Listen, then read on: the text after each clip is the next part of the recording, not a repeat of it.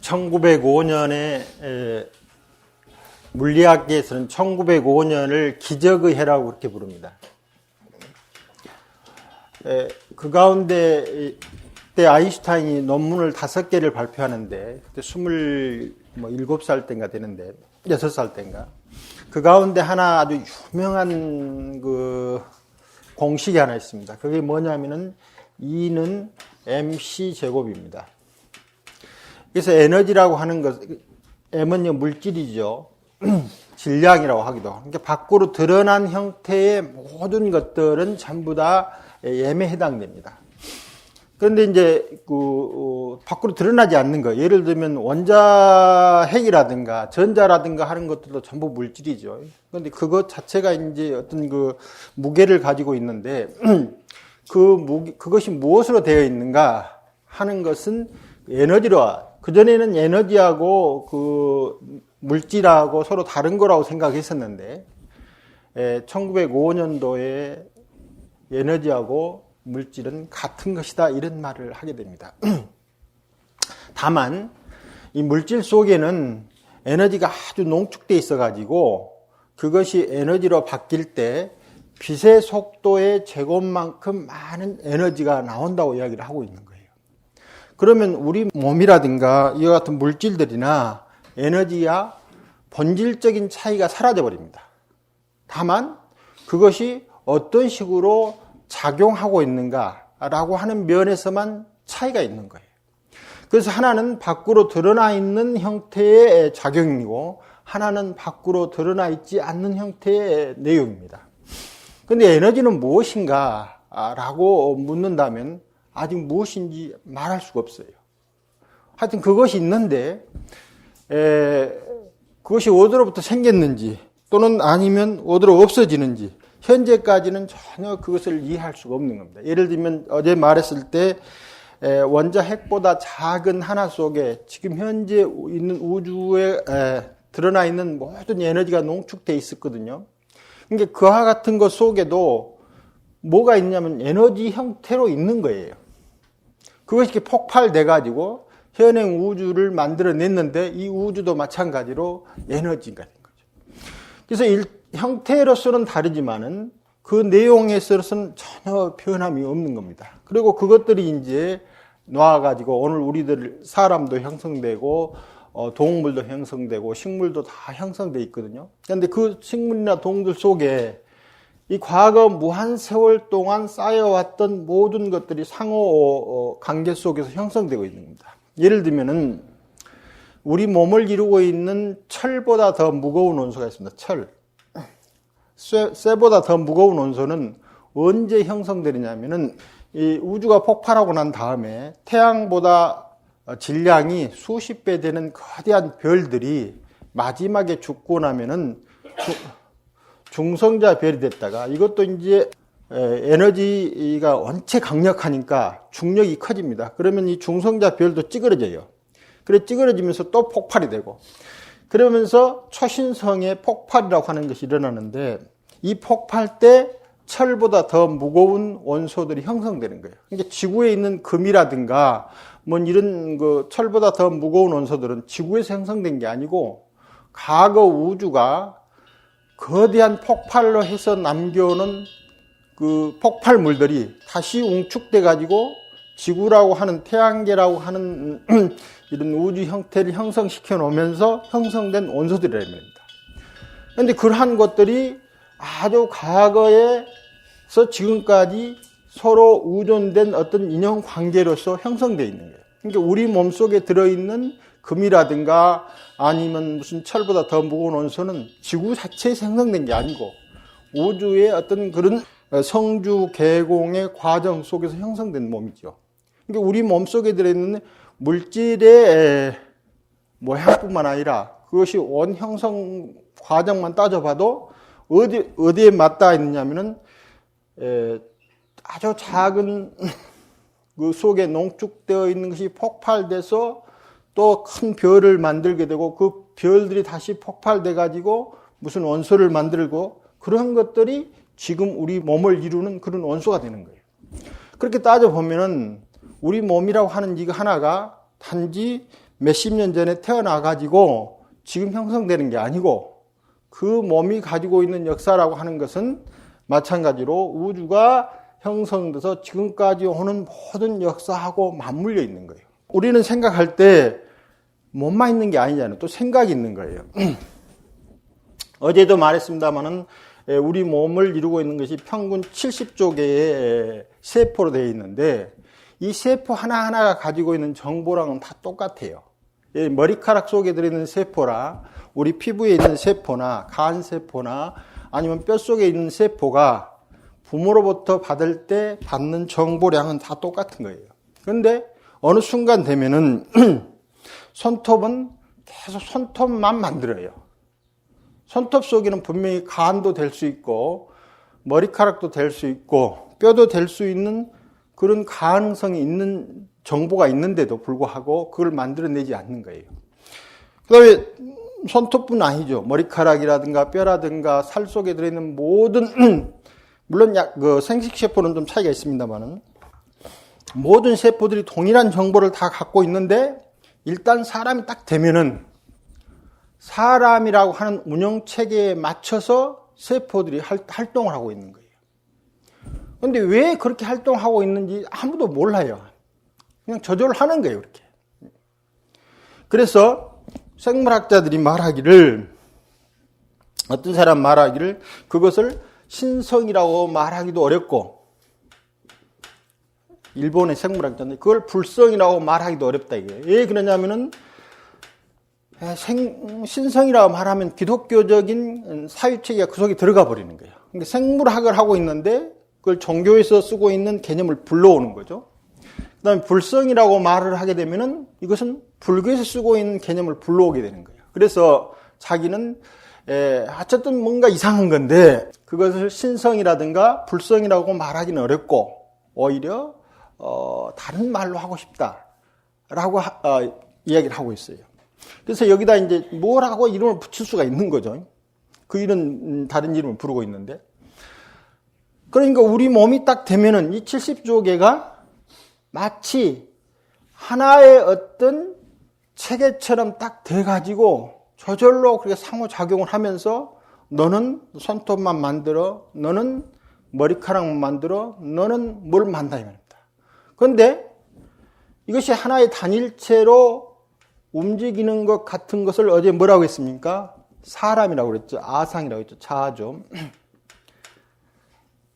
그런데 이 자아가 세포 해체되면은 자아가 없어져요. 그런데 세포가 해체되면은 자아가 형성돼요. 그러니까 바로 세포 분열이 시작되고부터 뭐가 형성되느냐면은 이 자아가 형성되는데 거의 없으면 없어지는 거예요. 건강계에서 말할 때 이걸 뭐라고 합니까? 아상, 인상, 중생상, 수세상이라고 그렇게 말해요. 그래서 그 중간쯤 가면은 어떤 사람이 나를 죽인다 하더라도 내가 성낼 이유가 없다면 성낼 자아가 없는 거예요. 그러니까 죽음이라고 하는 것하고 세포 흩어짐하고 다른 거죠. 그러니까 여기서 우리는 죽는 것은 뭐가 죽는가? 내가 죽는 거거든요. 그런데 세포들이 흩어지는 것은 마치 거대한 역사상에서 어떤 하나의 사건으로 흘러가고 있는 것과 똑같다 이 말입니다.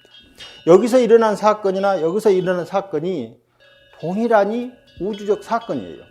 이게 빅폭발도 우주적 사건이고 지금 우리 우주도 하나의 우주적 사건인 것은 다 똑같다 이 말이에요. 그 가운데 어떤 것이 생겨난 것이고 어떤 것이 죽는 것인 게 없어요. 그와 마찬가지로 한 개인들도 태어나는 것을 보면 세포 하나에서부터 70조 개로 커졌지만은 그것이 우주적 사건으로 보면은 태어났다라고 이야기할 수도 없고 죽었다고도 할 수가 없어요. 단 자아가 있다라는 생각은 태어나면서 형성되는 거고 자아가 없다는 생각은 죽으면서 사라지는 거예요.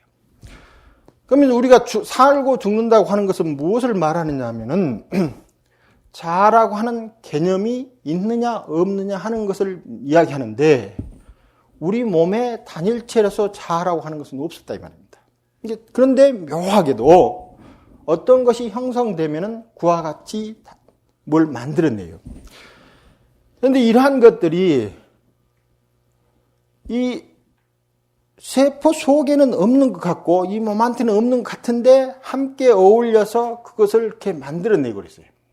그래서 그걸 뭐라고 불렀냐면은 great something이라고 그래서 아주 어떤 이대한 무엇. 그래서 이 생물학자는 이제 그렇게 부른 거예요.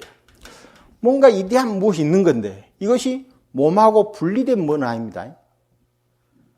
마음하고 분리된 것도 아니에요. 그러니까 마음이라고 할 수도 없고 몸이라고 할 수도 없고 그렇다고 무엇이라고도 할 수 없는데 그러한 것들이 우주의 성주 개공하고 어울려가지고 함께 지금 우리 생각하고 몸 하나의 변화 속에서 작용하고 있는 것처럼 보이는 거예요.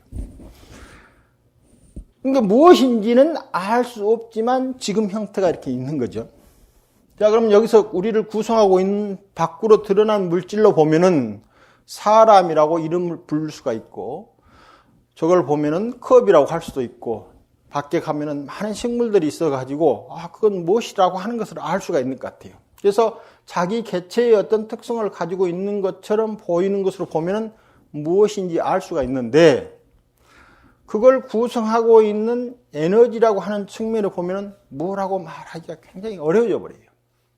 특히 예를 들면 특히 또 어제도 이야기했습니다만 중력이라고 하는 것은 너무너무 약하기 때문에 예를 들면 여기에 자석이 하나 있으면 큰 쇠가 이렇게 있죠. 그래서 쇠가 있어서 자석이 하면 딱 올라붙은 거거든요. 그럼 중력은 지구가 이 공간을 어그러뜨려 가지고 이 쇠를 밑으로 떨어뜨리게 만드는 어떤 공간 구조를 만들어 놓는 거예요.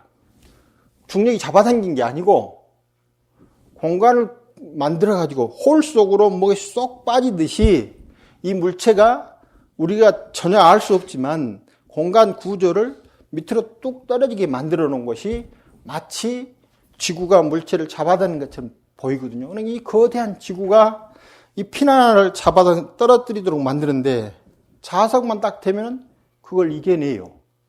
이게 중력이 너무나 약하지만 그 약한 것들이 커져가지고 하여튼 우주 공간 구조를 이상하게 이렇게 만들어가지고 떨어뜨기도 만들기도 하고 굉장히 퍼져있기도 만들게 하고 아니면은 무엇인지 모르게도 만들게 하는 거예요. 이건 뭔가 있는데 이것이 무엇인지를 모르는 거예요. 중력이 무엇인지는 몰라요.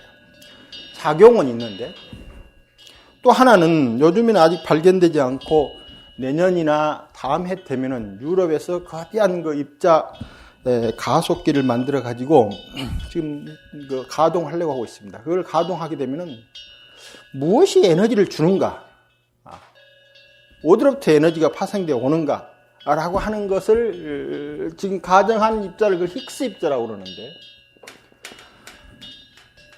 이것이 무엇으로부터 에너지가 와서 이 에너지가 형성된다고 지금 보고 있는 건데, 그것을 주고 있는 것이 지금 힉스라고 하는 공간장에서 에너지를 받아가지고 뭘 하고 있다. 이렇게 지금 해서 가정한데, 내년이나 언제 해서 그 거대한 연구소가 가동되면 발견될 수 있는 확률이 있다는 거예요.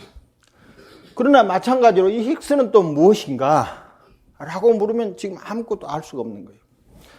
자, 하면은 이제, 그럼 이 중력 작용은 있는데 무엇인지는 모르는 거예요. 그럼 중력만 있는 게 아니고, 원자 핵을 보면은 핵 속에 중성자와 양성자가 있는데, 이것들이 자체적으로 분열을 하는 거예요. 그래서 중성자가 분열을 하면서 양성자하고 전자하고 중성미자라고 하는 물질을 만들어내서 밖으로 합니다. 그러니까 중성자가 양성자로 변하면서 여기서 전자도 나오고 그다음에 중성미자라고 하는 것도 나오는데, 반대로 양성자가 중성자가 될 때는 전자나 중성자 성질을 이렇게 포함돼서 하면서 안쪽으로 자동적으로 변하면서 이 원자 핵 속에 들어있는 핵자들을 완전적으로 움직이게 만드는 거예요. 이걸 양력이라고 그러는데 왜 그러는지는 알 수가 없는 거예요. 그러면 양력만 있는 게 아니고 이 양성자는 그 자체가 플러스 전기를 가지고 있어요. 그런데 거대한 원소들은 양성자들이 굉장히 많이 모여 있습니다. 그래서 예를 들면 우라늄 235 같은 데는 양성자 수가 92, 93 돼 있거든요. 그렇게 굉장히 많으면은 원자가 불안정해져요. 아까는 이 중성자가 자체적으로 양성자로 변하면서 거기서 무언가 작용하는 힘이 있어요. 그것만에만 작용해요. 여러분이 아까 자석 이야기했지만은 자석은 쇠에만 이렇게 작용하잖아요. 작용하지 않거든요. 근데 힘이라고 하는 것이 모든 것에 다 작용하는 게 아니고 어떤 특별한 것만 작용하는 게 있어요. 그래서 원자 핵 속에 들어있는 이 힘이 네 가지가 다 있는데 그 중에서 특히 강력하게 작용하는 것이 이제 두 가지가 있는 거예요. 하나는 강력하고 양력이 있는 것인데 이 강력은 같은 플러스 그걸 가진 양성자들이 흩어지지 않고 서로 밀어내죠. 같은 전기력이니까 흩어지지 않고 꽉 모일 수 있게 하는 어떤 힘이 있는 거예요. 그런데 그것은 전자라든가 다른 데는 작용을 전혀 하지 않고 꼭 양성자들끼리만 이렇게 뭉치는 힘이 있는 거예요. 그런데 그것이 무엇인지 알 수가 없는 거예요. 그리고 또 그것이 어떻게 형성되어 있는지도 알 수가 없는 거예요. 우리 물질을 구성하고 있는 모든 힘들을 크게 네 가지로 이야기하고 있죠. 하나는 중력, 강력, 핵력, 양력, 그 다음에 전자기력. 그렇게 네 가지를 이야기하고 있는데 이 네 가지의 기능은 우리가 대충 다 알 수가 있는데 그것의 본질이 무엇인가 라고 알 수가 없어요. 또 하나는 그런 힘들이 어디서부터 왔는가 라고 하는 것은 전혀 알 수가 없습니다. 그런데 그 힘들이 지금 우리 몸 안에서 계속 작용하고 있는 거예요. 우리 몸 세포 하나하나 속에 전부 다 방금 말하는 모든 힘들이 작용해서 그 힘에 의해서 몸이 흩어지지 않고 이렇게 살고 있는 거예요. 더군다나 세포는 한 5번 분열을 하면 죽어요. 세포 저절로 죽거든요. 그런데 왜 세포가 5번 분열하면 죽느냐라고 하는 것은 생명체가 생성되고 지금에 올 때까지 살아오는 경험에 축적돼서 한 5번 정도 분열하고 죽었을 때가 가장 좋은 거예요. 그러면 세포 속에는 앞서 말한 대로 많은 경험들이 축적되어 있는 거예요. 그 정보로. 그래서 5번 하면 죽어라 라고 하는 정보가 들어있는데 만일에 5번 하고 안 죽으면 어떻게 되느냐. 계속 끝없이 세포를 분열해 만들어내는 거예요. 죽어야 될 게 안 죽습니다. 이것이 암 세포가 되는 거예요.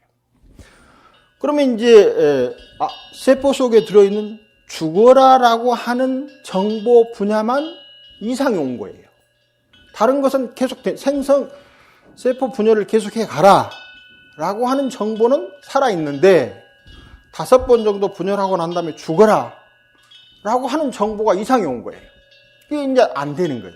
그러면 우리가 요즘 생각할 때 그 세포에서 죽어라 하는 정보를 다시 주면은 그 세포가 죽지 않겠느냐. 그 실제 이제 그걸 하는데 정말 그렇게 됩니다. 그러려면은 이 세포 속을 침투해 돼가는 침투하는 뭐가 있어야 되겠죠? 그게 바이러스예요. 우리 감기 바이러스나 뭐 HIV 그런 후천성 면역 결핍증 있죠? 그런 바이러스들이 세포 속에 침투하는 거거든요. 그러니까 그 침투 힘을 이용하는 거예요. 그래서 예를 들면 HIV 바이러스 중에서 면역 결핍증을 만들어내는 그 정보는 다 제공하고 없애불고 세포에 침투할 수 있는 정보만 딱 남겨놓은 거예요. 그래서 거기에다가 암세포가 5번 분열하고 죽지 않으니까 그 부분을 수선하는 그 정보를 바이러스에다 집어넣어가지고 한 2cm 정도 되는 암세포에다 주사를 딱 놓는 거예요. 그러면 지금까지는 우연입니다. 우연히 이제 그 세포 속에 들어가가지고, 죽어라 하는 정보를 다시 회복시켜요. 그러면 암세포가 죽어요. 근데 실제 동물 실험에서 이게 발견되거든요. 근데 어제 말했을 때도 하나의 정보가 발현되려면은 세포 속에 있는 정보가 저절로 발현되지 않는다고 그랬죠? 이 정보를 발현시켜라 라고 하는 부분이 작동을 해야 돼요. 이 부분이 작동하지 않으면 지금 곤란한데 어떻게 해서 이 부분을 작동시킬 것인가 이런 문제들이 아직 풀리질 않은 거죠. 그러나 앞으로 계속하면은 이런 정보들이 풀리긴 합니다. 그럼에도 불구하고 어떻게 그것이 그렇게 아는 건가 라고 하는 것은 모르는 거예요. 그래서 우리가 그런 것을 계속해도 우리 몸과 마음에서 일어나고 있는 것을 굉장히 많이 알고 있는 것처럼 보여도 에너지는 무엇인가 라는 데 가면은 알 수가 없는 거예요. 그 다음에 더군다나 요즘에는 이제 진공이라고 하는 말을 정리할 때 불교의 공하고 아주 비슷한 이야기를 하고 있습니다. 진공 그러면 진짜 빈 거거든요. 아무것도 없어요. 그 아무것도 없다는 말은 무슨 말이냐면은 우리가 지금까지 가지고 있는 모든 기술을 다 동원해서 그 속에 뭐가 들어있는가를 아무리 찾아봐도 아무것도 없어요. 아무것도 없는데 묘하게 그것들 자체가 흔들려가지고 거기에서 물질이 퍽퍽 일어나요. 물론 그 물질이라고 하는 것이 아주 빠른 시간 내에 생성되다 소멸되기 때문에 거기에 이제 물질과 반물질이 형성되는데 이게 아무것도 없는 진공입니다. 진공인데 그 사람들이 부른 이름의 진공요동이 마치 무명풍이 흔들려가지고 무엇이 생기듯이 진공 상태가 흔들려요. 흔들리면은 물질과 반물질이 톡 생기는데 이 물질과 반물질은 만나면 사라져 없어져요. 진공이 되는 거예요. 진공 속에는 무엇이 있다는 말하고 똑같냐면은 물질과 반물질이 완벽한 대칭으로 존재해가지고 마치 아무것도 없는 것처럼 존재하는 거예요. 그럼 물질은 뭐가 되느냐면은 여기에 완벽한 대칭으로 물질 50개, 반물질 50개 되면은 이건 진공이 돼버리는데 물질 51, 그 다음에 반물질 49개가 되면은 2개가 물질로 나타나는 거예요. 그러니까 대칭이 깨졌을 때 한 부분에서 물질처럼 나타나는 거예요. 그러나 이게 완벽한 대칭이 되면은 마치 없는 것처럼 돼본다 이 말입니다. 저 전기가 플러스 마이너스가 이제 동일하게 똑같아가지고 그 두 개 딱 부딪힌 사람 전기가 사라진 것처럼 그렇게 돼 있다 이 말입니다. 그러나 왜 물질과 반물질이 있는가라는 것은 우리가 알 수가 없어요. 이와 같이 우리 이 몸을 구성했을 때 저절로 단일체적 자아를 구성해서 이것까지는 아직 망상이 아닙니다. 망상은 이것을 이제 나라고 집착하는 것부터 망상이에요. 그런데 왜 이와 같은 것이 형성돼서 그것이 무엇인가를 자각하지 못하게 되면 망상이 되는데 어쨌든 망상하기 이전에 이미 그와 같은 형태로 움직이는 무엇인가 마음과 같은 그런 기제들이 있는 거예요. 그래서 우리 몸과 마음을 이루는 모든 것의 근원은 아직까지 하나도 알려지지 않았어요.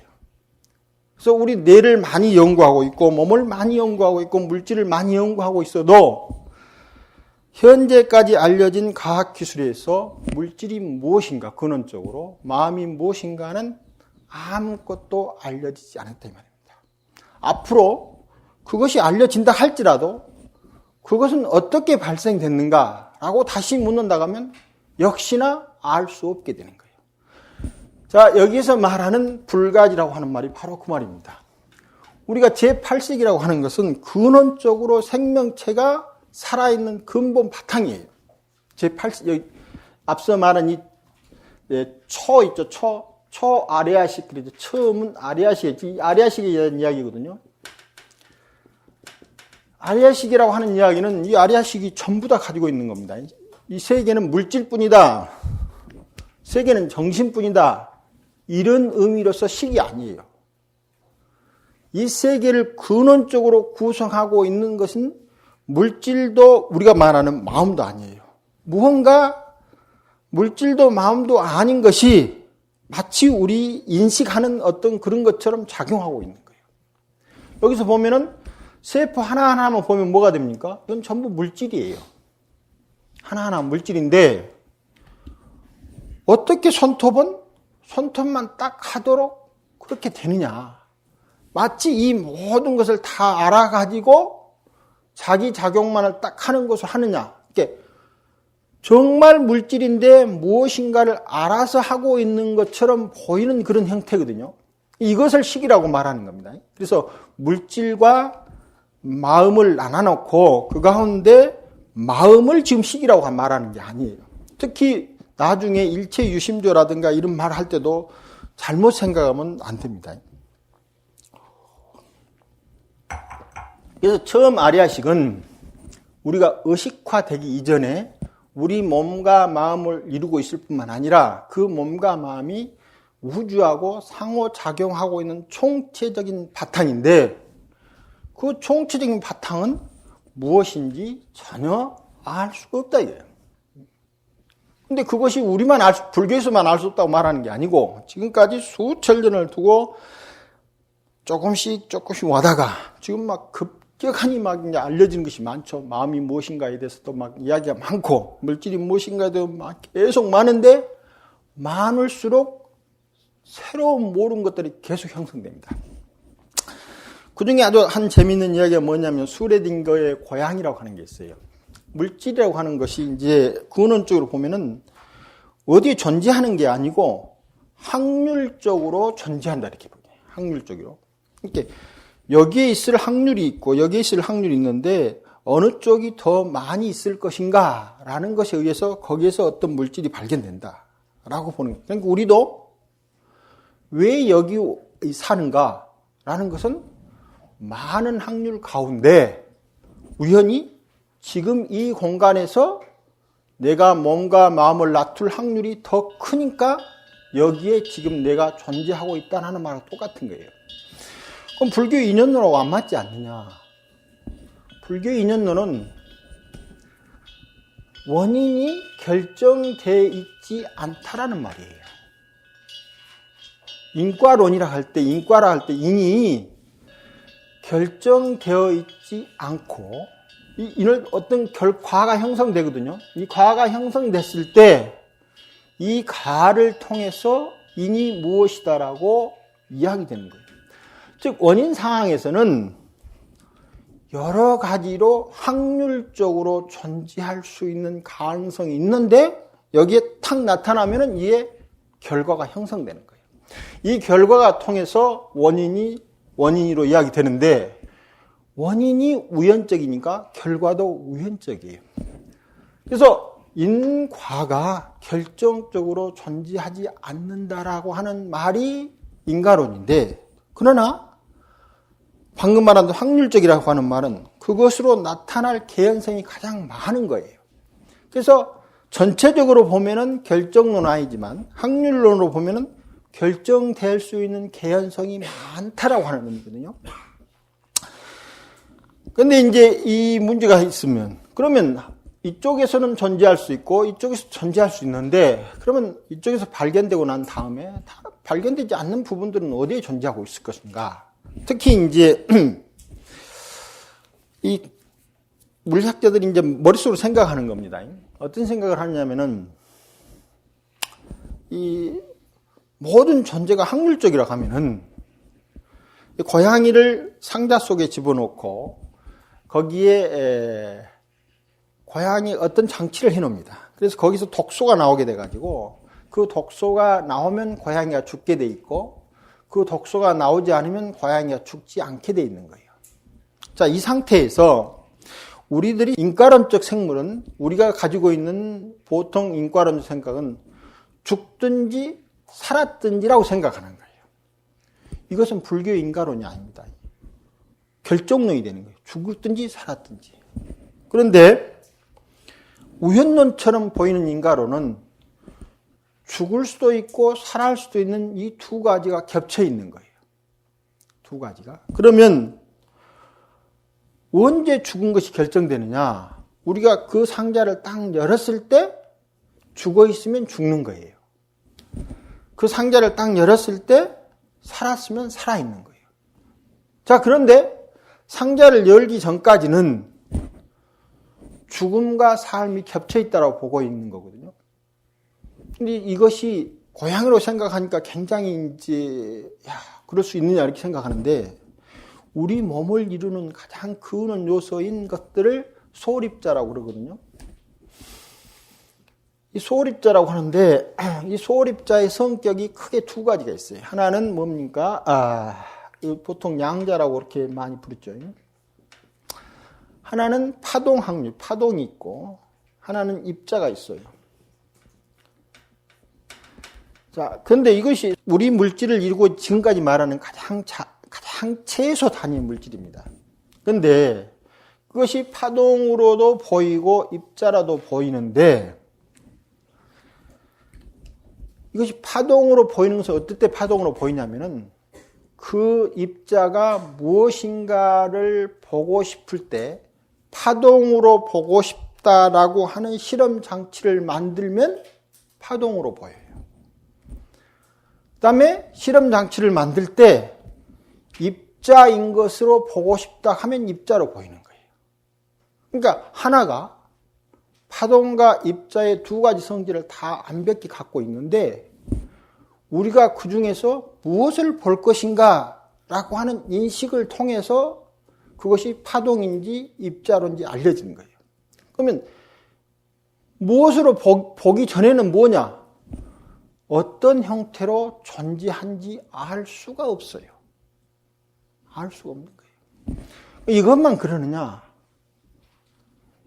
이제 이 소홀입자 중에서 스핀이라고 하는 어떤 것이 있어요. 스핀이라고 이름을 붙였는데 이것은 언어로 쓰긴 하는데 절대로 이미지로 그릴 수가 없어요. 왜 그릴 수가 없냐면 전자라고 하는 것 가운데 특별한 그런 성격이 있는데 이 성격이 하여튼 이상한 성격인데 우리가 가지고 있는 모든 상상력을 다 동원해도 스핀이라고 하는 개념에 맞는 어떤 이미지를 그려내지 못하는 거예요. 마치 파동과 입자라고 하는 것은 뭡니까? 입자는 어느 한 공간을 점유하고 그냥 있는 거예요. 파동은 공간에 퍼져 있는 거예요. 자, 그러면 하나가 한 공간에 점유를 하고 있는 상태이면서 동시에 공간에 퍼져 있는 상태다. 이걸 그릴 수가 없어요. 물질이 어떤 상태인지. 그런데 이런 파동과 입자만 그런 게 아니고 스핀이라는 상태를 또 이야기하고 있는데 그 소홀입자가 가지고 있는 특별한 물리량인데 그것은 우리 상상력으로 절대 그려지지가 않는 거예요. 뭔가 있는데. 그러니까 세포가 함께 웃어 정신적으로 작용하는 것도 뭔가 그려지지 않지만 물질이라고 알려지는 어떠한 것도 무엇이라고 그려볼 수가 없게 딱 돼 있는 거예요.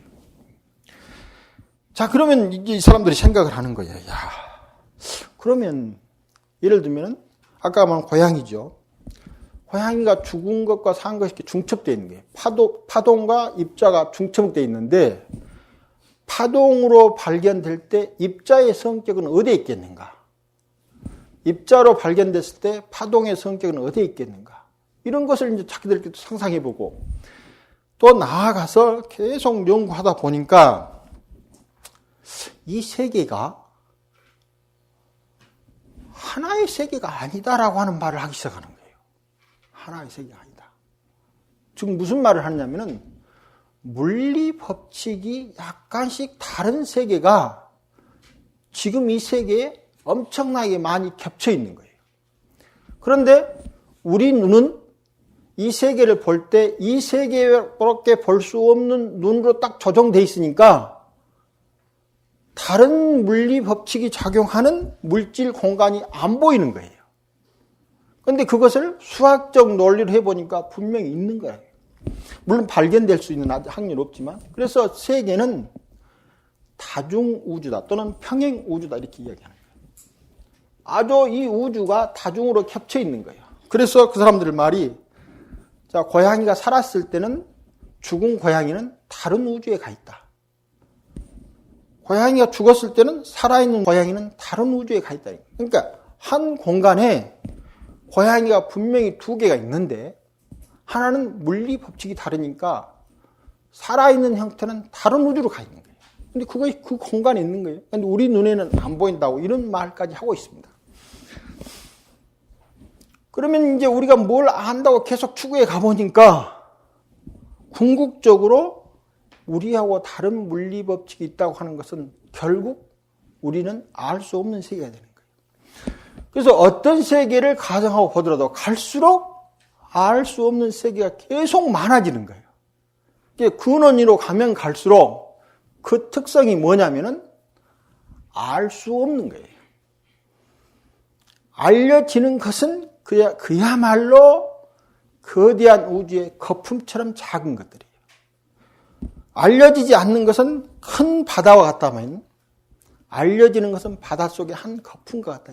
그러니까 우리 의식세계라고 하는 것은 바로 이와 같이 다중으로 겹쳐있는 우주를 가정하지 않더라도 무엇인지 알 수가 없고 알 수 있다고 하는 것은 아주 제한적으로 그것이다 이 말입니다. 그런데 그것 가지고 우리가 옳다 그르다 시비 삼는다 하는 것이 얼마나 작은 인생입니다.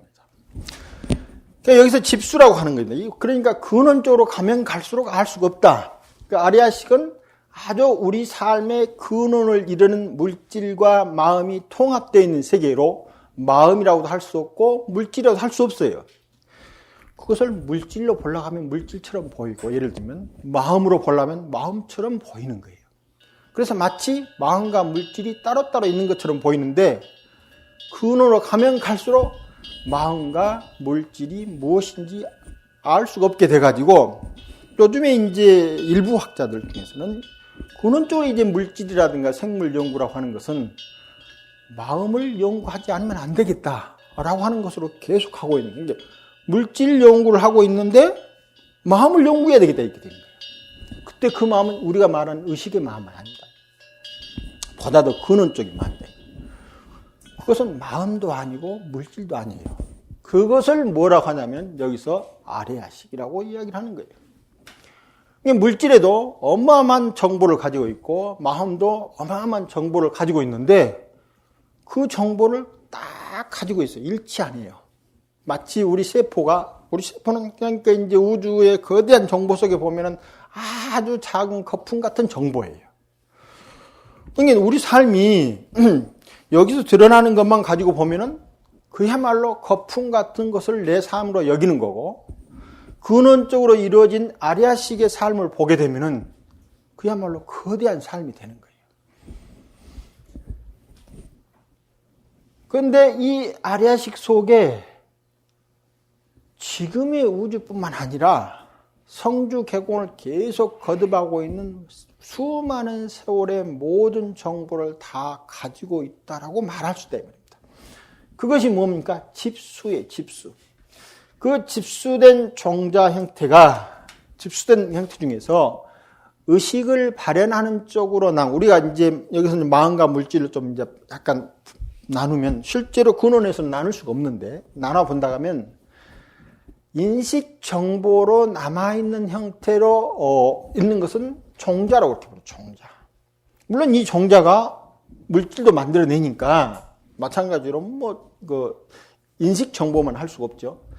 그리고 우리 몸이에요. 우리 몸. 이것은 이제 아까 만 다중우주라고 하는 것은 물리적 다중우주가 지금 불교에서 말하는 인식 하나하나마다가 하나의 우주를 형성한다라고 하는 건 좀 차이가 있는데 그러나 하여튼 묘하게도 이 공간 속에 하나의 우주가 안 있는 것 같다. 안 있는 것. 그리고 어디서 이제 그 사람들이 이렇게 하게 되느냐면은 1916년에 이제 일반 상대성 이론이 완성되죠. 일반 상대성 이론 중력 이론입니다. 그러니까 뉴턴의 중력 이론이 중력 이론 가운데 부족한 부분들이 아인슈타인에 의해서 새롭게 이제 보정이 되는 거예요. 그 뉴턴의 중력 이론도 지금 우리 속에서는 그 오차가 너무 적기 때문에 아인슈타인의 일반 상대성 이론이라고 하는 그 물리학 법칙을 사용하지 않아도 아무런 차이가 없어요. 그래서 우주에 로켓을 쏘아는 것을 아인슈타인의 무슨 일반 상대성 원리로 쏘아도 되고 뉴턴의 물리 중력 이론을 가지고 쏘아도 아무런 차이가 없어요. 그 차이가 너무너무 미세하기 때문에. 그러나 빛의 속도로 빨라지면은 그 차이가 굉장한 거예요. 여러분이 GPS라고 있죠, 우리가. GPS라고 하는 게 있는데 이 GPS는 철저히 아인슈타인의 중력 이론으로 만들어진 거예요. 우리가 여기서 이성우에다가 무슨 전자파를 쏘오는 거예요. 그러면 거기에서 그걸 조사해가지고 우리한테 전자파를 보내주는데 이 빛의 속도는 엄청나게 빠르기 때문에 이 공간 이동할 때 오차가 굉장히 커요. 이 오차를 아인슈타인의 중력 이론을 갖고 보정해줘야 어디에 가서 있다라고 하는 것을 알 수가 있는 거예요. 그 다음에 우리 요즘에 자동문 열리죠. 그 센서 왔다 갔다 하는 거 있잖아요. 이런 것들이 전부 다 실제 아인슈타인의 중력 이론이나 양자 이론들이 적용되고 있는 거예요. 우리는 모르지만 그런 많은 이론들이 이렇게 적용되고 있는데 이 몸과 마음을 이루고 있는 이런 구조 속에서 이 상태에서 다른 물리 법칙이 존재하는 세계를 어떻게 생긴지 사람들이 문제가 되느냐면은 방금 말한 1916년에 일반 상대성 이론이 나와가지고 거대한 우주론을 완성시켜 갑니다. 근데 우주론이 두 가지가 있는 거예요. 하나는 양자 우주론이 있고 하나는 일반 상대성을 가지고 있는 우주론이 있는데 이것은 일반 상대성 고전 우주론의 완성이에요. 그 양자 우주론은 현대 우주론이거든요. 근데 이 둘 다 우주를 말하기 때문에 이걸 같이 가지고 섞어 가지고 우주를 하나로 이렇게 통합시켜서 만들어 보려고 하는데 그렇게 만들면은 이상한 일들이 벌어지는 거예요. 도저히 지금 뭔가 수식으로 이해되지 않는 일들이 벌어지는데 그것을 이해시켜가는 과정에서 다차원적 우주를 개입시키니까 풀려가기 시작하는 거예요. 우리 사유가 현행 보이고 있는 우주만 가지고 이 두 개를 통합시키려고 하면은 통합이 안 되는데 이 공간 속에 아주 다차원적인 우주가 숨어 있거나 아주 작은 데 숨어 있거나 아주 넓게 퍼져 있거나 이 두 가지를 가정하면은 양자론하고 일반 상대성의 우주론이 점점 섞여 가가지고 하나의 통일 이론으로 되어가는 거예요. 그런데 그 가운데 재밌는 것 중에 하나가 뭐냐면은 숨겨있는 우주가 너무너무 작은데 숨어 있어서 발견되지 않는다. 알았다. 지금 그렇게 말한 거 있고 하나는 숨겨있는 차원이 너무 커서 알 수 없다. 이렇게 말하고 있거든요. 그런데 이 불가지 이론을 말할 때 왜 팔식을 알 수 없느냐라고 하는 이유를 똑같이 저렇게 들고 있어요. 팔식은 너무너무 미세해서 알 수가 없고 동시에 너무너무 거대해서 알 수가 없다고 이렇게 이야기하고 있어요. 이상한 일들이 그렇게 같이 이야기를 하고 있는 겁니다.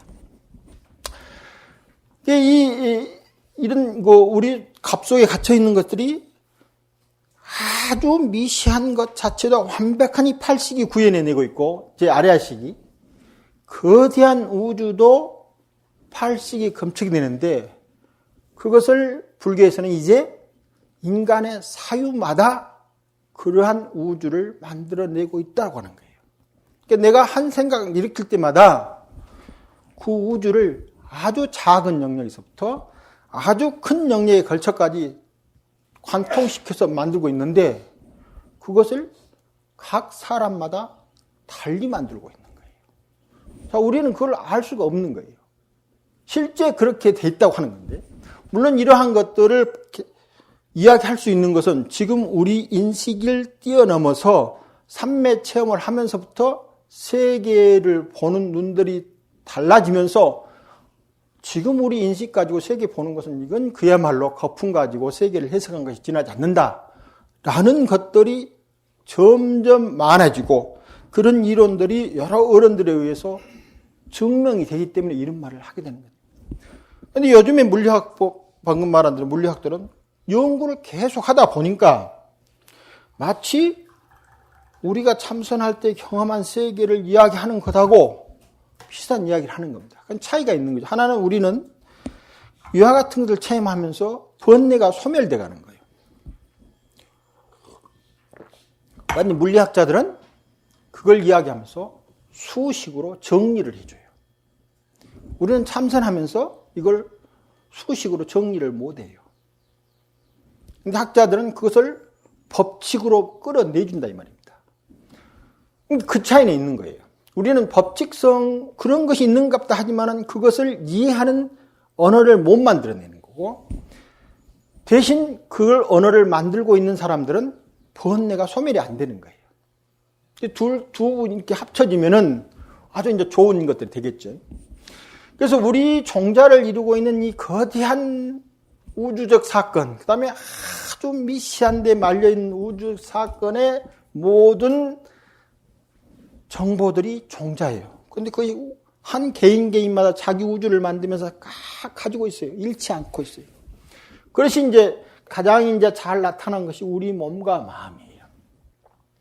그 다음에 이제 이 처라고 하는 것이 무슨 말이냐면은 우주라고 하는 거예요. 우주. 그러니까 제8식에서 우리 몸과 마음을 이루고 있는 근본 실제인 것들은 실제 우리가 아무것도 모른다 이 말이에요. 모른다. 알고 있는 것은 정말 작은 것이다. 무엇도 모르냐면 그 안에서 일어나고 있는 인식, 요는 인식이거든요. 인식도 모르는 거예요. 그러면 여 가운데서 우리들이 지금 하고 있는 인식들은 의식의 표상작용, 의식이 만드는 이미지를 가지고 분별하고 있는데, 이 속에서 일어나고 있는 여러 가지 다중우주들은 우리들이 인식할 수 없는 것 가운데서 서로가 또 겹쳐진 우주를 만들어 가지고 가고 있는 거예요. 이것이 하엄경입니다. 하엄경. 겹쳐진 우주가 중첩돼서 이야기되는 게 하엄경이에요. 그럼 하엄에 보면은 부처님 법을 한번 설하면 온 세상의 모든 중생들이 다 나온다, 막 이런 이야기들이 막 계속 되어 있거든요. 그러니까 공간에 겹쳐져 있는 많은 중생 세계가 존재되는 거예요. 특히 하암의 부처님은 석가모니 부처님이라, 또는 그 밖에 조사스님이라든가 이런 부처님이 아닙니다. 근원적으로 어떤 부처님이 되냐면은 우리가 지금까지 알 수 없었던 근원적인 우주적 사건 자체가 부처로 변해 있어요. 대승권에서 말하는 부처님들은 전부 다 스님이 깨달아서 되는 부처가 아니고, 깨닫기도 이전에 이미 인연관계로 중첩되어서 인식작용을 하고 있는 것 자체가 부처님이에요. 이걸 법신이라고 하죠. 대승권의 부처님을 석가모니 부처님하고 연결시켜서, 아이고 석가모니 부처님이 가만히 앉아가지고 뭐 다 이렇게 생각하면 안 된다 이 말입니다. 나무도 부처가 되고 돌도 부처가 되고 시계도 부처가 되고 우리 생각 하나가 오는 것도 부처가 되는, 그것은 그 생각을 이루고 있는 통합적인 어떤 그 속에 이 한 사건이 하나 발생되면은 그것이 구물코에 하나 해당되는데, 이 구물코를 이룰 때 모든 사건들이 함께 거기에 집약돼서 일어나니까 그 인식을 딱 아는 것이 바로 무슨 인식이 되냐면 법계 인식이 된다 이 말입니다. 근데 우리는 그렇게 하니까 모르는 거죠. 그래서 그 법계 인식은 우리가 알 수가 없다. 그래서 우리 몸과 마음을 이루고 있는 것을 잘 알고 있는 것처럼 보이지만 실제 앞서 말한 대로 물질로 나타난 것은 무엇인지 알 수가 있고, 실제 모르지만, 그 다음에 그것이 에너지라고 하면은 약간 이게 뭘까? 라고 하는데, 궁극적으로 에너지 그 자체가 무엇인가? 그리고 에너지는 어떻게 발생되는 건가? 라고 하면 지금까지 어떤 것도 알 수가 없고, 다음에 인식 내용도 마찬가지로 어떻게 해서 마치 신성이나 불성처럼 작용하고 있는 것이 있는 건가? 라고 하는 것은 알 수가 없고, 더 나아가서 이것이 물질인지 마음인지 구별할 수 없는 상황에 놓여진다 하면은 전혀 어떤 것도 알 수 없는 것이 우리들의 근본적 바탕이다 말입니다. 그런데 우리가 이제 일상생활에 살면서, 물론 그것이 한 생각이 일어나는 것이 법계의 생각이기 때문에 작은 일은 아니지만은 그 생각만 법계의 생각이 되는 거예요, 우리는. 자, 그래서 이제 아까 물리학자들은 그 법칙성을 만들어낸다 하는데 우리는 법칙을 못 만들어내는데, 그러나 많이 듣고 읽고 하면서 사람이 살아야 할 어떤 상식적 법칙을 가지고 있는 거예요. 그럼 수행자가 그 법칙을 이해할 때 어떻게 이해해야 되는 건가 하는 문제가 있는 거예요. 자, 이 사람이 이렇게 보고 있었는데 너 애 이래. 이러면 마음속에 어떤 일이 일어나냐면은 내가 생각하는 상식의 법칙성이 어긋난 거예요. 그 다음에 전체 대중이 봐서도 어긋난 일인 거예요. 그런데 내가 그것에 대해서 화가 딱 올라오면은 이건 무슨 법칙이 어긋나냐면은 근원적인 생명의 법칙이 어긋나는 거예요. 우리가 여기서 보는 상식의 법칙은 아주 작은 법칙이고 화가 딱 올라오는 것은 근원적으로 자기 삶의 본질에서 어긋나가는 거예요. 어느 것을 더 중요시해야 되냐면은 그 사건이 상식이 어긋나는 이야기를 하고 있지만 내 안에서 미워하는 감정이 발생되지 않고 어긋난 상식을 볼 수 있는 힘을 가져야 돼요. 그걸 모르면 안 돼요.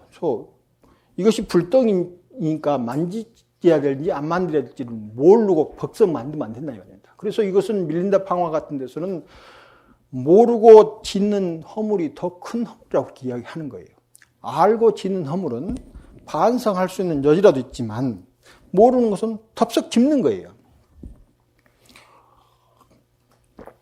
그래서 상식이나 그런 걸 어긋난 것이 있지만 그것을 지적하는 마음에서 일어나는 근원 특성을 가지고 싫은 마음이 탁 발생하면 자기는 더 큰 원리를 저버리는 거예요. 그래서 마음 가운데서 누구를 지적하고 뭐라고 하겠을 때 또 아닌 것처럼 보였을 때 이 호흡을 먼저 세 번쯤 들이켜야 돼요. 무슨 말을 하고 싶다. 일상이 대화가 아닙니다. 뭔가 이 감정이 탁 올라온대요. 감정이 올라오면은 우리 뇌를 이루고 있는 것에서 뇌가 3층으로 되어 있는데 아주 속과 겉에 있는데 이 중간쯤이나 이렇게 하면은 뭐하고 가장 유사하냐면은 이 파충류 뇌하고 똑같아요. 원리 구조가. 그 다음에 이 대뇌피질이라고 하는 것이 제일 늦게 생겼어요. 우리 뇌 중에서. 그래서 이 대뇌피질이 담당하고 있는 영역하고 이 번영계라든가 이 밑에서 담당하고 있는 영역들이 좀 달라요. 그런데 어떤 사건을 봤을 때 뭔가 팍 올라오는 것은 무엇에서 지금 발생하고 있느냐면 훨씬 더 오랜 장구한 세월 동안에 익혀온 이 번영계라고 하는 감정 중추에서 일어나는 거예요. 그러니까 이건 뭡니까? 지금 옳고 그른 것은 어디서 일어납니까? 인간적인 상식 세계에서 옳고 그름을 구별하고 있는데 이 옳고 그름은 주로 대뇌 피질에서 작용을 해요. 그러니까 옳고 그름을 분별하는 것은 훨씬 지금에 일어난 일이고 감정으로 푹 받쳐 올리는 것은 훨씬 더 장구한 역사를 가지고 있는 거예요. 그러니까 업의 두께가 감정의 두께가 훨씬 큰 거예요. 옳고 그름의 두께는 더 얇은 거예요. 그런데 저걸 보고 너 안 좋은 일이다 하면서 내 속에서 감정 중추를 쫙 건들면은 훨씬 더 두꺼운 업을 건드려 버리는 거예요. 그런데 또 한 가지 것이 있는 거예요. 여기서 호흡을 계속 탁 하면은 특히 이 대뇌 이 전두엽이라고 하는데 이 전두엽이 활성화돼야 이 감정이나 우리가 말하는 의식을 통제할 수 있는 힘이 발현돼요. 근데 의식이 탁 올라가가지고 팍 하면은 여기에 일시적으로 에너지가 안 들어와요. 그래서 작용이 딱 멈춰버려요.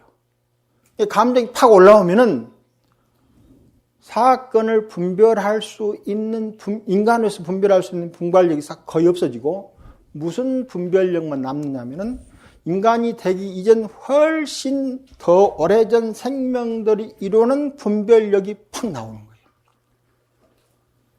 그게 다쓸 수가 없는 거예요. 마치 동물들이 어떤 먹이를 보고 팍 다툰 것하고 똑같은 거예요. 그래서 그 순간에는 감정이 일어나서 여러분이 상대하고 싸우는 것은 전혀 인간이 아니에요. 인간의 뇌가 작용을 하지 않아요. 인간이 아니란 말이 인간이 뇌가 작용을 해야 되는데 파충류하고 똑같은 뇌만 작용하는 거예요. 그럼 파충류하고 인간하고 다를 게 아무것도 없는 거예요. 이때 재빠르게 호흡을 3번 딱 하고 나면은 특히 깊이 쉬어야 된다. 이 비움을 쭉 들으시면은 멈춰있는 인간의 뇌가 팍 활성화되는 거예요. 그러니까 감정이 어긋난 것이 탁 올 때 바로 그런 일들을 하는 것이 무엇입니까? 수행자가 일어난 사건의 전면에다가 무엇을 먼저 띄워놓은 거예요. 만약에 그걸 안 띄워놓으면은 파충류에 자각되지 않는 힘들의 뇌가 활성화돼서 그건 나오면은 수행자라고 할 수가 없는 거예요. 그런데 그 사건이 발생했는데 뛰어나자마자 벌써 그 사건을 보는 인식의 수행의 의지를 팍 띄어내보는 거. 이것은 이제 수행자라고 할 수가 있네요. 그래서 습관을 어떻게 들이느냐. 안 좋은 것이 일어났을 때 마을께서 상식적으로 안 좋으니까 막 이렇게 하는 것은 아주 작은 법칙이지만 그것은 근원적으로 아주 어려운 식물, 동물, 이런 과정을 다 익혀와서 무명이 중첩되어 있는 뇌가 작용하는 거예요. 더 먼저. 그럼 이건 중생의 습관을 이어가는 거예요. 그런데 그런 사건이 탁 나올 때 호흡을 탁 들이셔가지고 바꾸면은 이제 사건을 달리 보는 눈을 익혀가는 거예요. 자, 이때부터 최소한 우리 흔히 말하는 이성을 가진 어떤 그런 작용이 일어나게 되고, 더 나아가서 그것이 바닷속에서 일어나는 하나의 거품만도 못한 사건인데 그 사건을 내가 가지고 이런저런 쪽으로 지금 홀리고 있느냐라고 하는 의식이 들어가면은 수행 의지가 발동한다. 이 수행 의지가 발동하게 되면 이제 이 전두에서부터 이 뇌를 완전히 뚫고 들어가가지고 우리 중생계를 이루었던 모든 업력을 뚫을 뿐만 아니라 생명이 탄생하기 이전에 물질과 마음하고 구별할 수 없고 생멸과 무생물을 구별할 수 없을 때 형성되어 있던 그런 의지조차도 작용하는 건데 어제 말했을 때 뭡니까? 뇌를 필요로 하지 않는 의식까지도 활성화시킨다 이 말입니다. 그래서 우리가 이 불가지 집순을 넘어서려면은 반드시 아라한을 넘어서 가지고 뇌조차도 필요하지 않는 의식을 활성시켜가는 힘까지 갖춰져 있을 때 그때 비로소 근원적으로 우리 생명을 이루고 있는 거대한 바다의 인연에 눈을 뜨게 된다. 그 눈을 제대로 뜨는 것이 수행자가 그 완성, 구경의 깨달음에 이르게 된다. 10분 쉬었다가 계속하겠습니다.